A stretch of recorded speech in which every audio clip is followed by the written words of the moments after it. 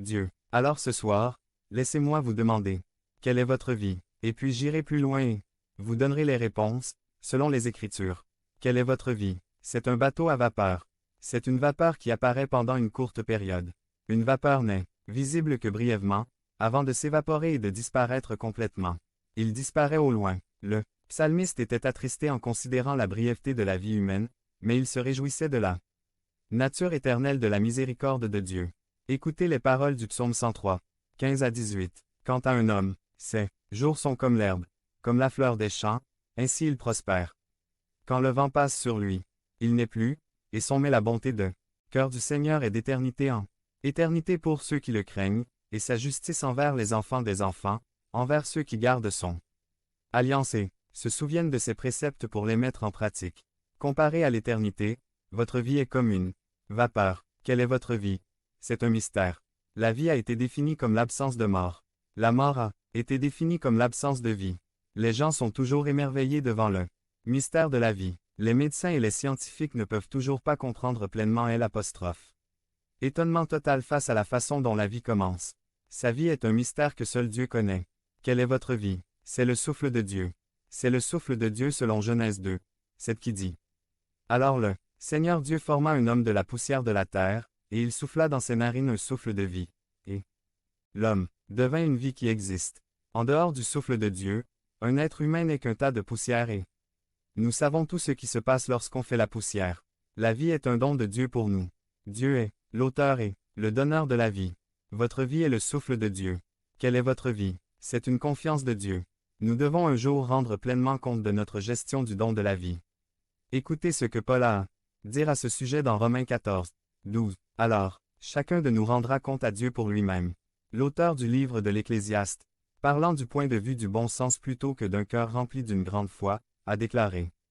Dieu amènera toute œuvre en jugement, avec toute chose secrète, qu'elle soit bonne ou qu'elle soit bonne. C'est mal. Votre vie vous a été confiée par Dieu et un jour nous vous demanderons compte de la manière dont vous l'avez utilisée pour le glorifier.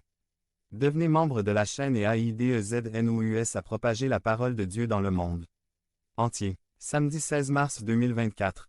Si vous croyez en la puissance de Dieu, commentaire 11. Quelle est votre vie? C'est une opportunité de servir. Notre Seigneur a compris et défini la vie comme une opportunité de prendre soin des besoins des autres. Dans Marc 10, 45, Jésus-Christ lui-même dit, « Même le Fils de l'homme est venu, non pour qu'on prenne soin de lui, mais pour exercer son ministère et donner sa vie en rançon pour plusieurs. » Ceux qui veulent suivre Jésus doivent accepter que leur attitude et leur ambition concernant le but de Jésus soient les mêmes. Votre vie est une opportunité de servir Dieu.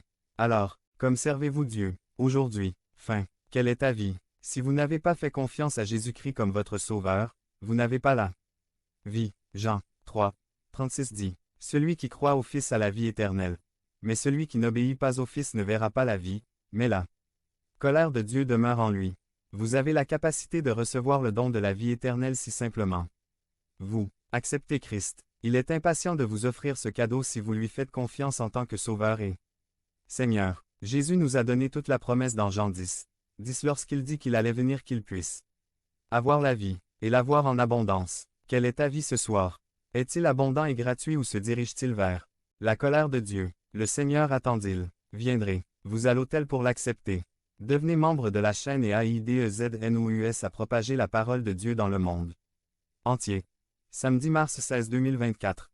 Parlez à Dieu en 5 minutes. Description de la vidéo. Créez un cœur selon le cœur de Dieu. Résumé. Nous avons tous désiré avoir un cœur selon le cœur de Dieu, mais cela ne pourrait-il être réalisé qu'en chantant des chansons? Ou se pourrait-il que David ait su réjouir le cœur de Dieu? Étudions d'abord Saül. Il fut le premier roi d'Israël, le décembre. Par Arnoldo Torres. 1. Obéissez à la voix de Dieu. 1 Sam 15, 17 à 21. Saül obéissait davantage à la voix des autres ou à sa propre voix qu'à celle de Dieu. David prenait plaisir à obéir à la voix de Dieu. Psaume 119. 10 à 17. N'obéissez jamais à la voix d'une autre personne avant ce que dit la parole de Dieu. Parce que la vie est là. Comme le dit le proverbe, ce ne sont pas des suggestions, ce sont des commandements. Il y a des choses qui sont dans la parole de Dieu et qui fonctionnent, comme le dit la parole de Dieu. Celui qui ne travaille pas, qu'il ne mange pas, le salaire du péché, c'est la mort. Vous Récoltez ce que vous semez. C'est à dire que nous ne pouvons pas utiliser la parole de Dieu comme bon. Nous semble, ni obéir à ce qui nous semble bon, la parole de Dieu, nous devons simplement lui obéir. 2. Rendez gloire à Dieu. 1 Samuel 17, 43. Saül a toujours voulu garder la gloire des batailles, tandis que David l'a toujours donnée à Dieu. Ne cherchez jamais à garder la gloire appartient à Dieu et à personne autre, il ne partage sa gloire avec personne. Les gens qui comprennent le pouvoir de rendre gloire à Dieu réalisent des choses extraordinaires à travers lui. Dieu se déplace dans les lieux où il est glorifié. Car dans les lieux où il n'est reconnu que comme charpentier, la seule chose que l'on peut faire, ce sont des chaises. Lorsque nous rendons gloire à Dieu, il fera des choses glorieuses. 3. Reconnaître nos défauts. Regardez comment Saül réagit et comment David répond à 1 Sam 15. 18. Saül se protège automatiquement et n'accepte pas ses fautes. Regardez maintenant David 2 Sam 9. 12. David accepte automatiquement son péché et Dieu lui pardonne. Nous devons apprendre à reconnaître nos erreurs. Celui qui s'excuse pour tout n'avance pas, mais celui qui reconnaît ses erreurs avance. Il est nécessaire d'apprendre à reconnaître chaque fois que nous faisons défaut à Dieu ou à un être cher. Dieu est un Dieu de miséricorde. Si vous avez échoué, nous pouvons nous approcher en toute confiance du trône de la grâce et trouver une aide opportune. N'est-il pas vrai que le péché de David était plus terrible que celui de Saül? Cependant, David a été pardonné pour son attitude envers son péché. 4. Rechercher l'approbation de Dieu. Saul a toujours voulu rechercher l'approbation des gens. 1 Samuel 15, 30. Alors que David a toujours voulu rechercher l'approbation de Dieu. Il a toujours recherché l'approbation de Dieu, et non celle de l'homme. Si vous voulez avoir un cœur selon le cœur de Dieu, vous devez rechercher son approbation avant toute autre chose. Et chaque fois que vous faites ce que Dieu vous demande, vous